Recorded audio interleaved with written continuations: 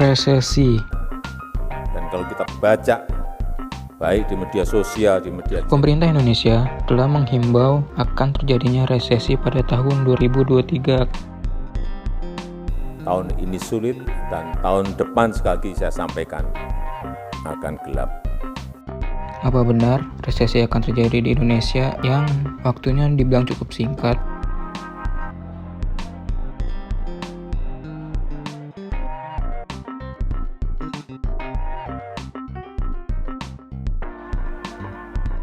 Kita akan mendefinisikan apa itu resesi. Resesi adalah sebuah istilah yang digunakan untuk menggambarkan keadaan di mana perputaran ekonomi di suatu negara berubah menjadi lambat atau buruk. Perputaran ekonomi yang melambat ini bisa berlangsung cukup lama, bahkan tahunan, akibat dari pertumbuhan produk domestik bruto atau PDB suatu negara menurun selama 2 kuartal dan berlangsung secara terus-menerus. PDB sendiri dapat diartikan sebagai aktivitas ekonomi suatu negara dalam satu periode. Jadi, apabila suatu negara mengalami aktivitas ekonomi yang turun secara terus-menerus selama 2 periode, maka negara tersebut dapat dikatakan resesi. Sekarang kita lihat penyebabnya. Apakah benar Indonesia akan terjadi resesi? Yang pertama, yaitu ada inflasi. Apa sih itu inflasi? Inflasi adalah kondisi naiknya harga secara terus-menerus, baik itu harga barang ataupun jasa.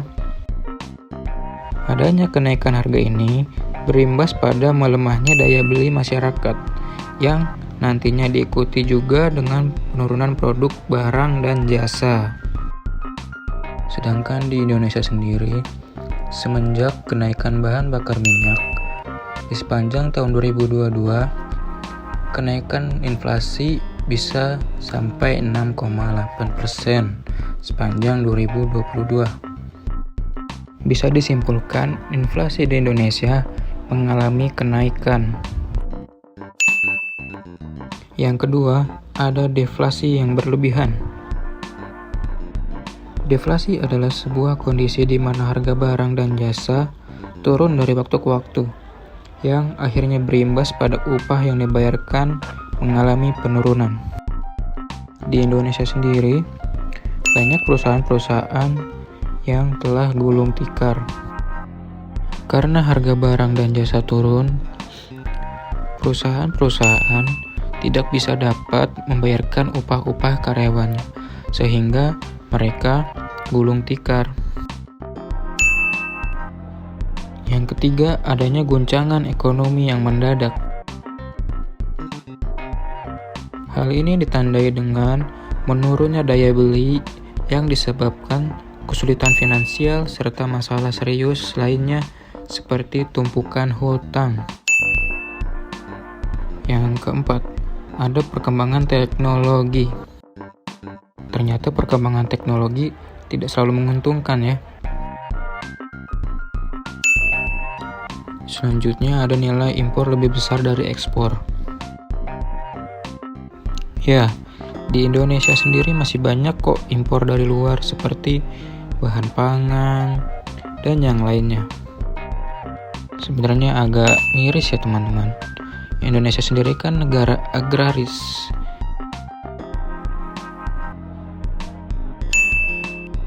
Yang terakhir, tingginya tingkat pengangguran. Di Indonesia sendiri, tingkat pengangguran sangatlah tinggi. Faktor penyebab tingginya pengangguran di antara lainnya itu sulitnya mencari lapangan kerja dan tentu saja sulitnya mencari relasi orang dalam. Nah, itu dia penyebab-penyebab terjadinya resesi. Menurut kalian gimana? Apakah Indonesia akan terkena resesi di tahun 2023? Berikan komentar di bawah. Dan ini dia beberapa tips menghadapi resesi yang akan datang. Yang pertama, jangan boros. Ya, berhemat adalah solusi utama menghadapi resesi. Utamakan penghasilan kalian untuk biaya konsumtif terlebih dahulu. Jangan sampai penghasilan kalian untuk foya-foya, berjudi, itu tidak baik ya teman-teman. Yang kedua, siapkan dana darurat dan asuransi. Ini sangat-sangat penting ya teman-teman. Apalagi kalau kalian jatuh sakit, amit-amitnya kalian kecelakaan, dana darurat atau asuransi itu sangat-sangat bisa diandalkan. Jangan menunggu sakit parah baru membuat asuransi. Itu sangat-sangat fatal ya teman-teman. Yang ketiga, mencari pendapatan tambahan. Ya, Presiden kita sendiri, Bapak Joko Widodo, UMKM bisa menjadi solusi utama menghadapi resesi pada tahun 2023 mendatang. Ya, sampai sini dulu. Apabila ada tambahan, komen di bawah ya guys ya. Dan apabila benar resesi 2023 akan terjadi, semoga kita semua dimudahkan dalam menjalani resesi di tahun 2023. Oke, sampai jumpa. Bye.